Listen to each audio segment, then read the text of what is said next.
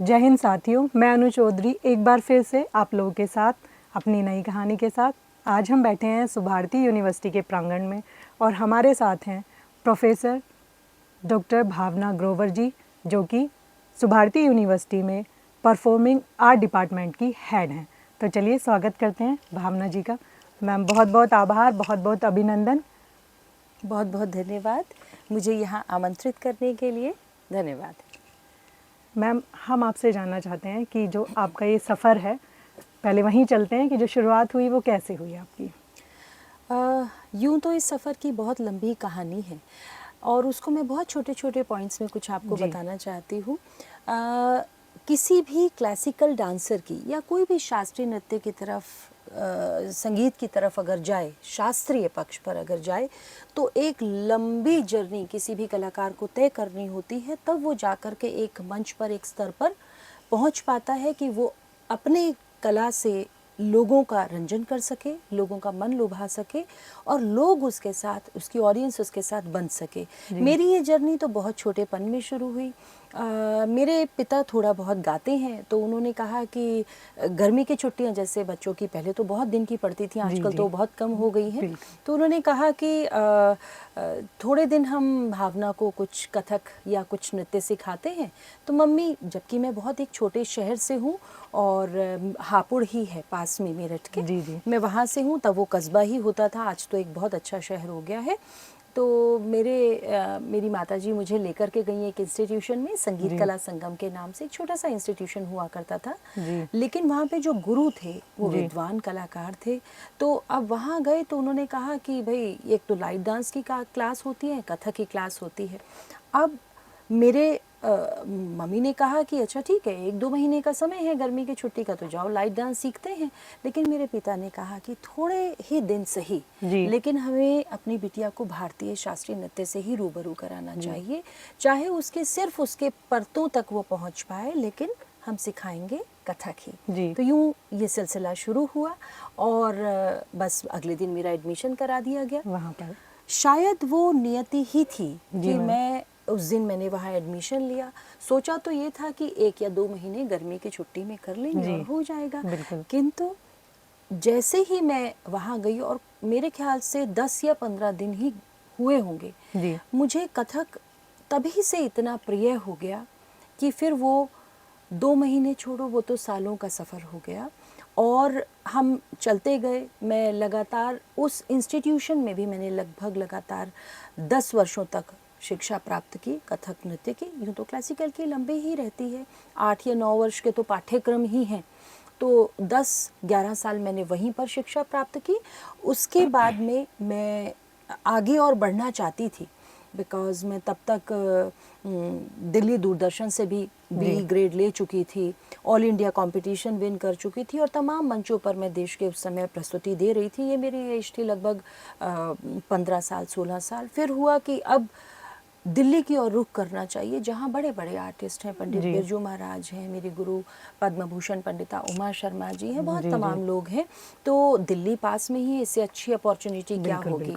तो मैं दिल्ली पहुँची और भारतीय संगीत सदन ईस्ट ऑफ कैलाश में अभी भी है, मेरी गुरु के पास में पहुँची और उनके पास जाने के बाद उन्होंने मेरा नृत्य देखा और मुझे स्वीकारने में उन्हें थोड़ा समय लगा, क्योंकि हमारे यहाँ पात्र का चयन बहुत ही मुश्किल से होता है कि इस स्टूडेंट में कितना डेडिकेशन है, वो उसका नृत्य क्या कह रहा है, उसकी पिछली साधना कितनी है। बड़े गुरु आपको तभी एक्सेप्ट करते हैं। तो उन्होंने कहा कि मैं गुरु शिष्य परंपरा से पहले शिष्य बनाऊंगी, उसके बाद आपको सिखाऊंगी। फिर हमारे मतलब इसके लिए जैसे परीक्षा होती है, वो आपने अग्नि परीक्षा देनी वो आपने दी। 6 महीने तक तो यूं ही आना जाना रहा, गुरु की सेवा रही, नृत्य करते रहे उनकी क्लास में खड़े होकर। फिर एक दिन उनको मुझे याद है कि माँ सरस्वती पूजन का दिन था और मेरा सोलो कथक नृत्य रखा गया। हमारे यहाँ सरस्वती पूजन का दिन एक बहुत बड़ा महान दिन होता है, जहाँ पर हम माँ की पूजा कर आशीर्वाद लेकर अपने संगीत नृत्य की बढ़ोतरी के लिए पूजा करते हैं। तो उस दिन मेरा कार्यक्रम रखा गया तो मेरी जो गुरु थी उन्हें वो मेरी प्रस्तुति बहुत पसंद आई और उन्होंने कहा कि अब मैं हमारे यहाँ एक शब्द है गंडा बंधन, तो उन्होंने मुझे उसमें ऐसा रहता है कि गुरु जो है शिष्य को कलावा बांध करके पुत्रवत अपनाते हैं और गुरु शिष्य को गुड़ और चना खिलाते हैं। ऐसा कहते हैं कि जो मैं विद्या अब आपको देने वाला हूँ, ये देने वाली हूँ, वो गुड़ के समान तो मीठी है, तुम्हें जिंदगी मिठास देगी, और चने के समान कठोर भी है। क्यों? क्योंकि तुम्हें इसके लिए रियाज, परिश्रम, हमेशा सोच नृत्य की तरफ ही रखनी पड़ेगी। तो ये दोनों का उसको खिलाने का ऐसे ही इसे अपनी संस्कृति का शास्त्रीय क्षेत्र नहीं और कहते ये हैं। आज से नहीं है, ये बहुत पूर्व समय से ऐसा है कि गुरु शिष्य परंपरा के अंतर्गत ही जितने आप आज देश के दिग्गज कलाकार देखते हैं वो सब उसी क्रम से निकले हैं। सो लगभग 17 साल सीखने का एक क्रम रहा। इस बीच देश विदेश बहुत से कार्यक्रम रहे, उपलब्धियां होती चली गई और बढ़ते गए। मैं थोड़ा सा रोकूंगी कि मैम व्यूअर को पता चले कि जैसे ये जर्नी थी तो उसके लिए बहुत साधना, बहुत पेशेंस, बहुत सब लगता होगा।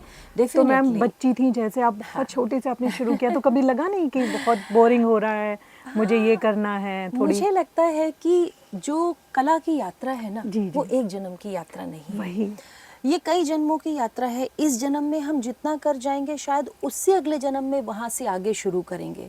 तब जब हमें कोई चीज बहुत प्रिय हो जाती है ना, तो हम दिन रात सिर्फ उसी के चिंतन मनन में रह जाते हैं। उस यात्रा में ये लगभग साल भर ही मुझे सीखते हुआ था और मुझे बहुत प्रिय थी। मेरे घर से मुझे प्रेशर डाला गया कि तुम्हारी पढ़ाई सब खराब हो जाएगी, तुम इतना सब डांस में क्यों लग गई हो, क्यों सोचती हो। तो अब मैंने उसका रास्ता ये निकाला कि शाम के समय जो मुझे 1 या 2 घंटे खेलने का समय मिलता है, मुझे आप मेरी क्लास भेज दीजिए, मुझे उसी में सुकून मिलता है। तो शायद वो नियति ही होती है, ईश्वर की ब्लेसिंग ही होती है, और वो आप देखिए सभी पर नहीं होती।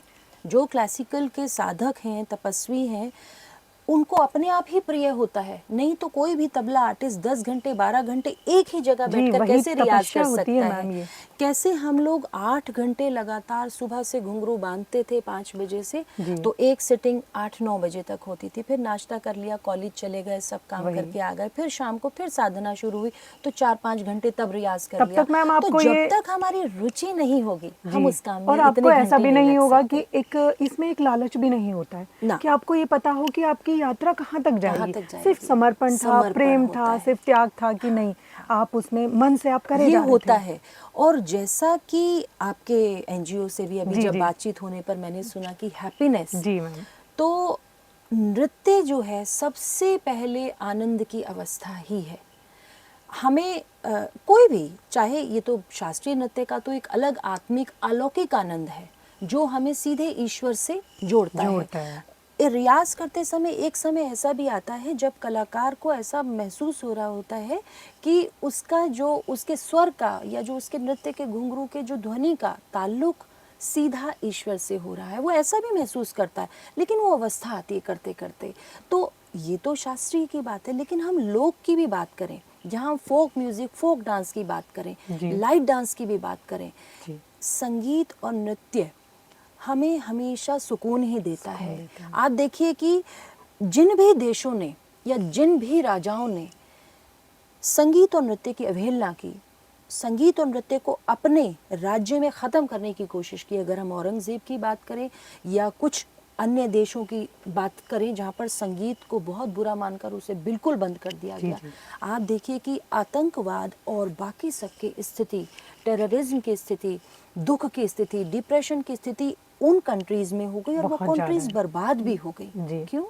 क्योंकि वहाँ पर जो हैप्पीनेस का आधार है संगीत और हमारे नृत्य, हैप्पीनेस का आधार है, उस आधार को ही खत्म कर दिया कला में गया, तो खुशी कहाँ से मिलेगी? जी बिल्कुल, जीवंतता है इसमें। और कहते हैं मैम, मैंने कहीं पढ़ा था, कला चुनती है, सबके हिस्से नहीं आती है, कला चुनती है। जी, तो बहुत ही अच्छा रहा कि आपका सच कह दिया, आपकी पूर्व जन्म का। हाँ, पूर्व जन्म का किसी भी कलाकार का ये संस्कार होता है।